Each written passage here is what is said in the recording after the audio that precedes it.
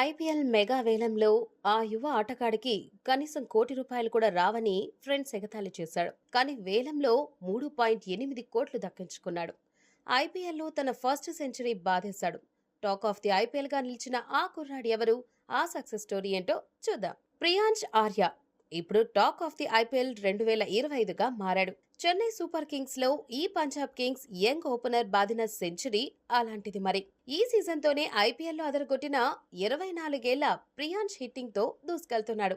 IPL లో తన first 100 అందుకున్న అతను సిఎస్కే పై 4 ఫోర్లు 9 సిక్సర్లతో విరుచుకుపడ్డాడు. అయితే ఐపీఎల్ మెగా వేలంలో ప్రియాంష్ కు ₹1,00,00,000 కూడా రావని ఫ్రెండ్స్ ఎగతాళి చేయడం గమనార్హం. ఢిల్లీలోని సామాన్య ప్రదేశం నుంచి వచ్చి ఐపీఎల్ 2014 ఫైనలిస్ట్ అయిన పంజాబ్ కింగ్స్ కు ఆడే వరకు ప్రియాంష్ చేసిన ప్రయాణం రోలర్ కోస్టర్ రైడ్ లాంటిదే. ఢిల్లీ ప్రీమియర్ లీగ్ లో ఒకే ఓవర్లో 6 సిక్సర్లు ఓవర్ నైట్ స్టార్డమ్ ను తెచ్చిపెట్టాయి. 2023 సయ్యద్ ముస్తాక్ అలీ ట్రోఫీలో ప్రియాంష్ 166.91 స్ట్రైక్ రేట్ తో 222 పరుగులు చేశాడు. అయితే ఇదంతా తన కోచ్ అండతోనే జరిగింది అని ప్రియాంష్ ఆర్య తెలిపాడు. ఢిల్లీ క్రికెట్ లో రాణించడం అంత సులువు కాదనే విషయం అందరికీ తెలిసిందే. కానీ ప్రియాంష్ ఆర్యకు కోచ్ సంజయ్ భరద్వాజ్ అండగా నిలిచాడు. ఢిల్లీ అండర్-19 ట్రయల్స్ లో ప్రియాంష్ కు ఛాన్స్ రావడం కోసం అతను ఓ టోర్నీలో ఆడేందుకు 45,000ను కోచ్ చెల్లించాను అని తెలిపాడు.